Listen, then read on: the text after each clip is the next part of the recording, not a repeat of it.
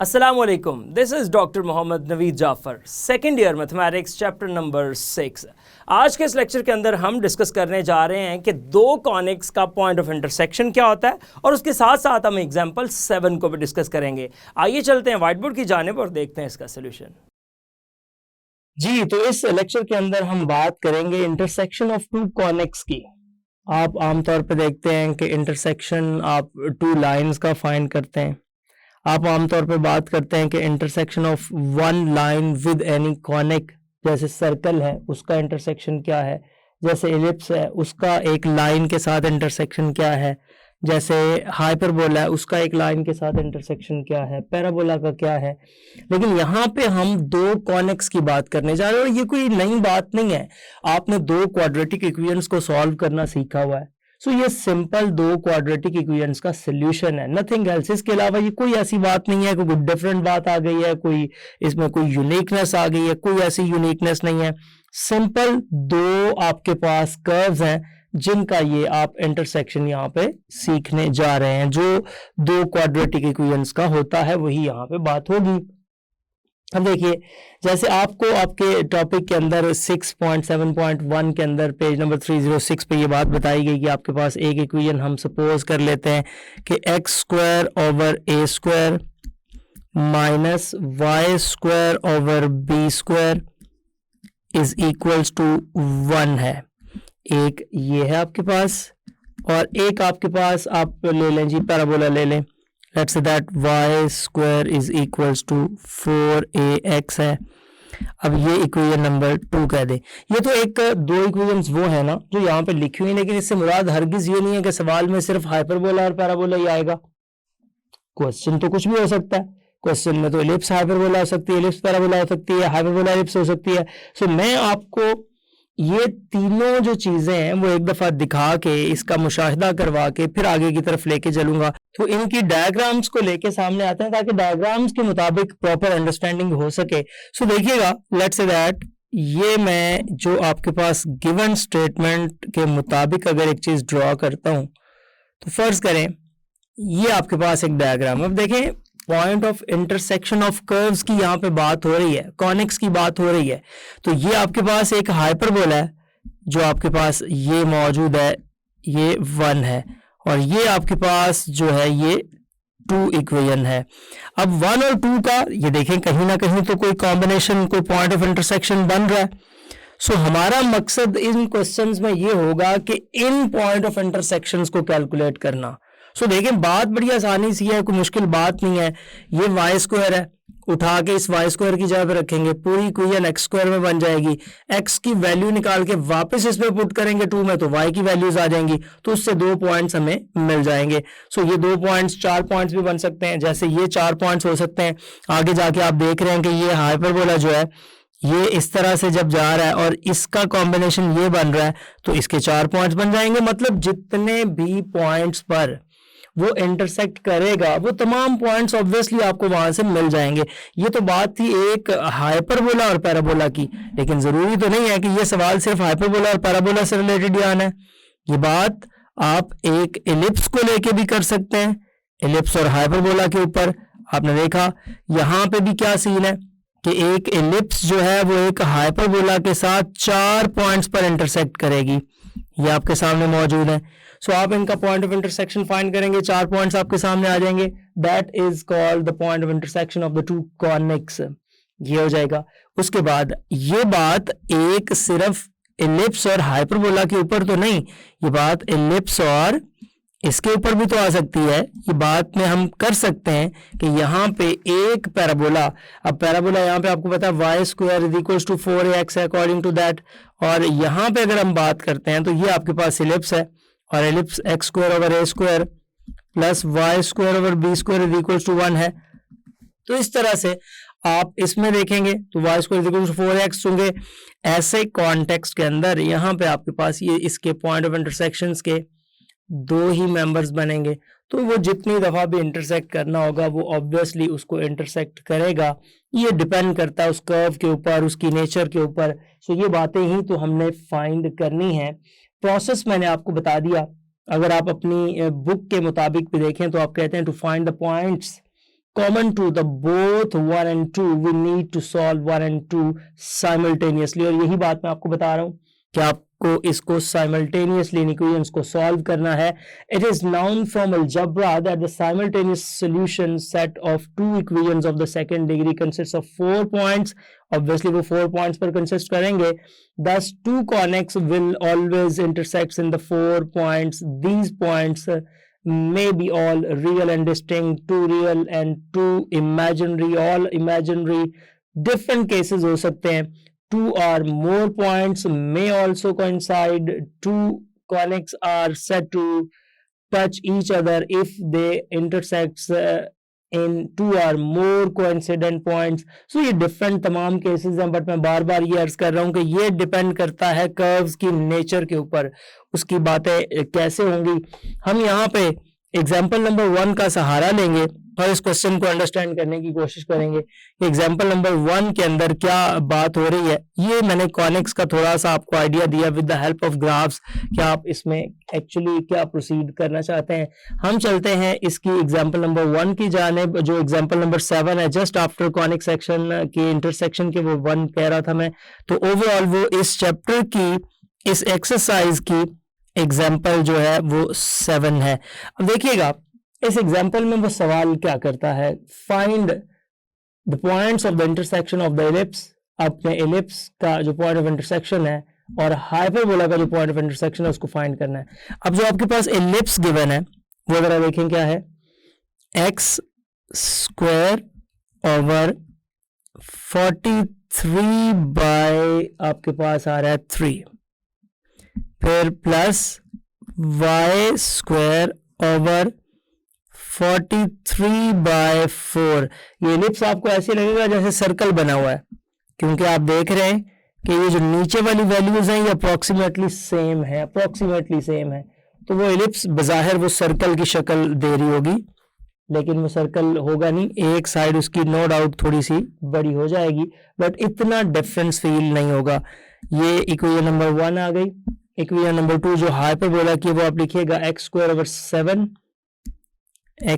Over 7 minus y square over 14 is equals to 1। नहीं जी, ये आपके पास दो इक्वेशंस हैं। हमने इन दो इक्वेशन से इनका पॉइंट ऑफ इंटरसेक्शन फाइंड करना है। पॉइंट ऑफ इंटरसेक्शन में तरीकाकार मैंने आपको बता दिया कि आपने करना क्या है।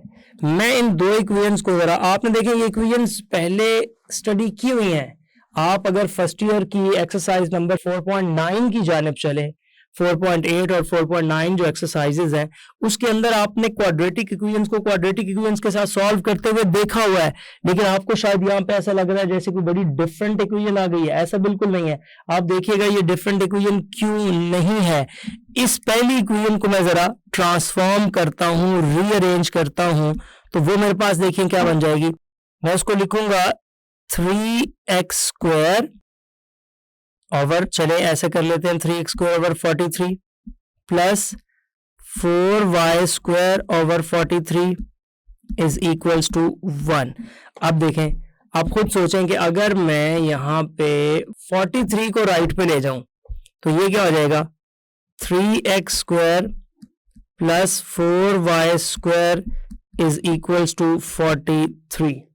ये मेरे पास एक इक्वेशन बन गई। अब इस एक इक्वेशन को, जो इक्वेशन नंबर 1 थी, अब मैं इसको 1 कह देता हूं। एग्जैक्टली वही है, लेकिन अगर आपको डाउट में जाए तो उसको 1 डैश कह देते हैं। दूसरी इक्वेशन पे आते हैं जो सेकंड इक्वेशन थी, तो ये आ जाएगा 2x स्क्वायर और माइनस, अब आपने जब 14 को 14 से मल्टीप्लाई किया तो यहाँ पे आ जाएगा y square is equals to 14, और इसको मैं 2 डैश का नाम दे देता हूँ। सो मेरे पास यहाँ पे दो इक्वेशंस बन गई, एक 3x square plus 4y square एक इज इक्वल्स टू 43, एक 2x square minus y square is equals to 14। अब हम क्या करते हैं, हम ऐसा करते हैं, इन दोनों को सॉल्व करने के लिए जो इक्वेशन नंबर हमारे पास 2 है उसको मल्टीप्लाई कर लेते हैं 4 से और उसको फर्स्ट में ऐड कर देते हैं, क्योंकि ऊपर उसमें 4 मौजूद है। सो कोई सब्स्टिट्यूशन की जरूरत नहीं है वहां, तो आप इसको सब्स्टिट्यूट करके एक्स स्क्वायर को आप यू के इक्वल रख लें, वाई स्क्वायर को आप बदल लें, तो उस तरह से आप प्रोसीड करते जाते हैं। इट्स अप टू यू, जैसे भी आप करना चाहें, ये तो आपके ऊपर डिपेंडेंट है कि आप इसको किस तरह से सॉल्व करना चाहते हैं। अब मैं अगर इसको इस तरह से लेके चलता हूं कि मल्टीप्लाई कर लेता हूं इक्वेशन नंबर जो 1 डैश है, इसमें से मैं जो 2 वाली इक्वेशन है उसको मैं करता हूं, जो 2 डैश है इसको मैं 4 से मल्टीप्लाई कर लेता हूं एंड देन एडिंग, और फिर हम इन दोनों को ऐड कर देंगे विद, तो ये आपका 1 डैश के साथ ऐड हो जाएगा। तो देखिएगा होगा क्या, आप 4 से मल्टीप्लाई तो करें जरा, पहले आप ऊपर लिख लें 3x square plus 4y square is equals to 43। जब मैं इसको मल्टीप्लाई करूंगा तो मैं कह देता हूँ मल्टीप्लाई करके ये चेंज होगी, और वो चेंज होते हुए दिखाता हूँ आपको कलर चेंज करके। 4 से मल्टीप्लाई कर रहा हूँ तो ये आ जाएगा 8x स्क्वायर, ये आ जाएगा 4y square is equals to 4 को जब मैं मल्टीप्लाई करूंगा 14 के साथ तो वो मेरे पास ऑब्वियसली जो वैल्यू है 4 इंटू 14 वो 56 हो जाएगी। सो मैं इसको 56 लिख देता हूँ।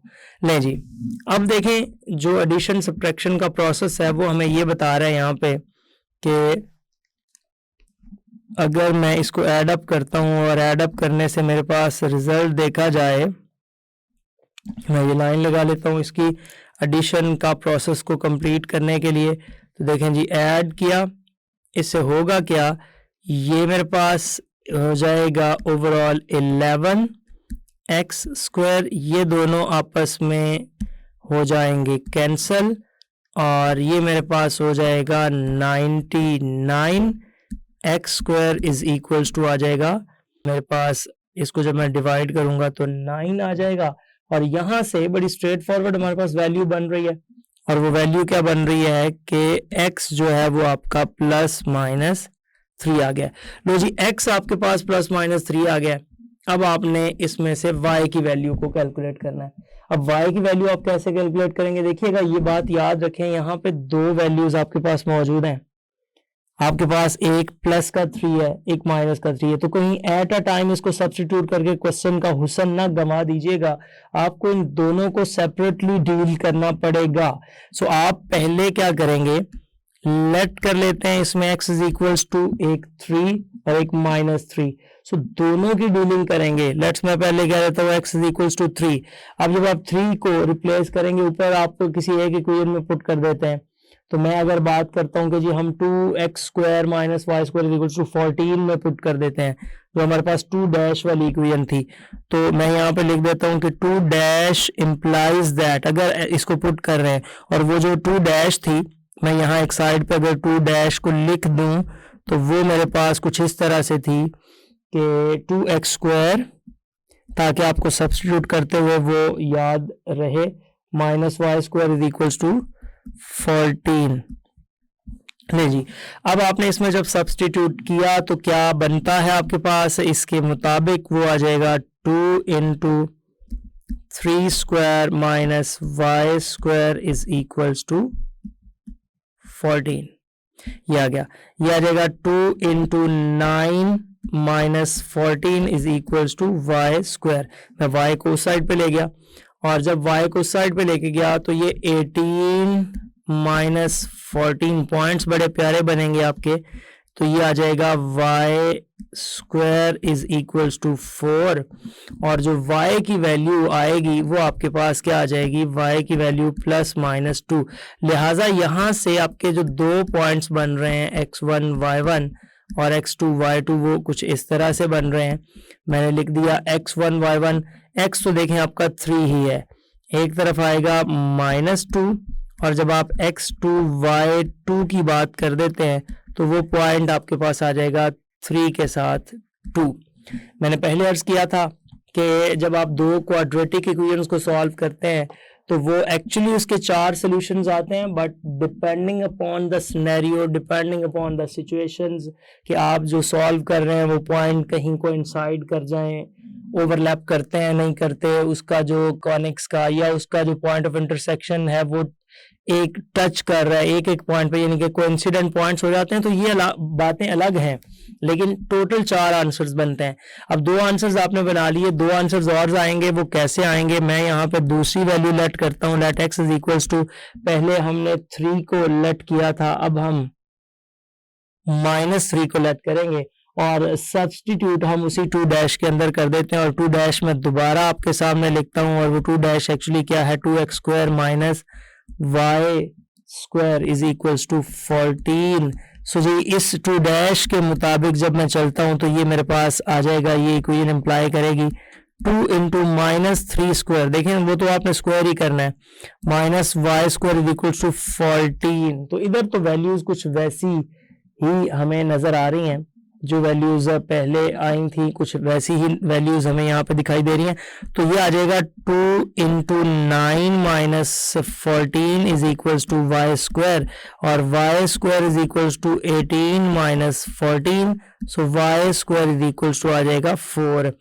हमारे पास वाई स्क्वायर की वैल्यू आ गई। वाई स्क्वायर की वैल्यू आने के बाद हमने एग्जैक्टली क्या करना है, y इज इक्वल्स टू +-2। सो यहाँ से अगर आप देखते हैं तो x3 y3 जो मैं ले रहा हूँ तीसरा पॉइंट, वो मैं कुछ इस तरह से ले रहा हूँ, x की वैल्यू -3 और y की वैल्यू एक आई -2। इसी तरह जब हम x4 y4 पे आ गए यानी कि चौथे पॉइंट्स पे, तो वो x तो अब -3 रहेगा लेकिन y +2 हो जाएगा। तो ये आपने देखा इसकी कंप्लीट चारों पॉइंट्स थी, कोई मुश्किल बात नहीं, कोई ऐसी बात नहीं, कोई ऐसी कहानी नहीं है इसके अंदर, सिंपल आपने इन पॉइंट्स को कैलकुलेट करना था। लेकिन आपने देखा कि आपके क्वेश्चन का पार्ट है कि also sketch the graph of 2 conics, आप इन दोनों कॉनिक्स का ग्राफ भी स्केच करना था। सो मैं अब ग्राफ वैसे स्केचिंग ना भी होती तो मैं आपको समझाने के लिए हमेशा कोशिश करता हूं कि ग्राफ की मदद से वो चीज़ सिखाई जाए जो आपके लिए और ज़्यादा बेनिफिशियल हो सके। सो मैं इसके ग्राफ की जाने मूव करता हूँ और दिखाता हूँ आपको ग्राफ के ऊपर इसके क्या जो पैरामीटर्स बन रहे हैं। तो ग्राफ को जब आपके सामने लेके आते हैं, यहाँ में मैं कोशिश करता हूँ यहाँ पे रिप्रेजेंट करने की, नहीं जी ये ग्राफ है इसका। अब इस ग्राफ को अंडरस्टैंड करने की कोशिश कीजिएगा। देखिए हमारे पास बेसिकली सीन कुछ ऐसा है कि पहले तो ग्राफ बनाने के लिए ना आपने x एक्सिस y एक्सिस पे ड्रॉ कर लिया, कोई मुश्किल बात नहीं है, बड़ा सीधा सा ग्राफ बनना है इसका। और मैंने पहले अर्ज की थी कि आपको ये जो इलिप्स है ना वो जस्ट लाइक सर्कल लगेगी क्योंकि वो वैल्यूज बड़ी क्लोज थी इस बिना पे। अच्छा आप इस इलिप्स को देखते हैं और आपने जब इन ग्राफ्स को पेपर में बनाना होता है तो कोई इसका इतना एग्जैक्टनेस की तरफ नहीं जाना होता कि आप बिल्कुल 100% एक्यूरेट वही ग्राफ दें। हाँ कुछ वैल्यूज हैं जिनकी एक्यूरेसी आपको मद्देनजर रखनी है, जैसे आप इसका वर्टेक्स निकाल सकते थे स्टार्ट पे, आप उसके जो पॉइंट्स हैं ये थोड़े बहुत बता सकते हैं। सो आपने देखा कि जो मेरे पास बन रहा है यहाँ पे इलिप्स और जो मेरे पास हाइपरबोला बन रहा है, इसके 4 पॉइंट्स हमने फाइंड किए। मैं उन चारों पॉइंट्स को अगर नाम दे दूं, ये 4 पॉइंट्स हैं जो हमने यहां से कैलकुलेट किए। इस पॉइंट को मैं ए कह देता हूं, बी कह देता हूं, सी कह देता हूं और डी कह देता हूं। ये चारों पॉइंट्स मैंने आपको यहाँ पे फाइंड करके दिए हैं। अगर आप इन चारों पॉइंट्स में देखें तो पहले ए और बी के लिए जिसमें हमने x को 3 रखा था, तो आप जरा गौर कीजिएगा, मैं चाहता हूं कि आप एग्जैक्टली उस 3 को यहाँ पे मॉनिटर करें, आप उस वैल्यू को यहाँ पे देखें। और y की वैल्यू दोनों में क्या आई, अगर स्केल हॉरिजॉन्टल है तो पहले y को ही हम यहाँ पे ड्रॉ कर देते हैं। अब जरा गौर कीजिएगा y की वैल्यू दोनों सेंसेस के अंदर क्या आई है। मैं यहाँ पे इसको ड्रॉ कर देता हूँ थोड़ा सा लाइटर मोड देके, कि अगर आप ये y की वैल्यू को ऑब्जर्व करें, ये हमारे पास दोनों सेंसेस के अंदर y की वैल्यू है।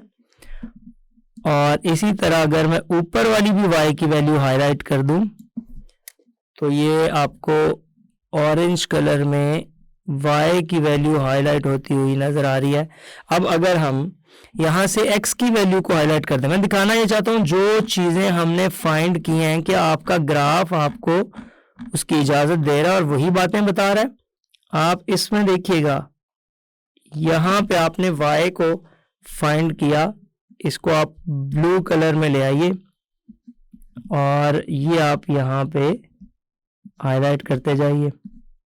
आपको एग्जैक्टली 3 कटता हुआ वहां से नजर आया, आप इसको इस साइड पे भी लेके आइए स्केल को, ये पूरी एक उससे रेक्टेंगल नुमा आपकी शेप भी बन रही है। तो आपके पास यहाँ पे भी आप देखेंगे कि ये वैल्यूज क्या आ रही हैं। नहीं जी, ये स्केलिंग तो मैंने कर दी। अब जरा आप गौर करें, इन चारों पॉइंट्स पे एक नजर दौड़ा लें जो आपने आंसर्स फाइंड किए हैं। आपके आंसर्स आपको ये बात बता रहे हैं कि आपका जो पहला आंसर था वो था एग्जैक्टली 3 and 2। आप चेक कर सकते हैं, आपका जो पहला आंसर है वो 3 and 2 है, और जो आपका दूसरा आंसर है वो 3 के साथ -2 है। हमने 3 को रखा था तो वहां से y की 2 वैल्यूज आई थी, वो ये थी। फिर आप अपने नेक्स्ट आंसर C की जानिब चलते हैं तो वो -3 के साथ 2 था, और एक जो D की वैल्यू थी वो -3 के साथ -2 था। तो ये वो 4 पॉइंट्स थे जो आपने यहाँ पे इस क्वेश्चन के लिए कैलकुलेट किए थे।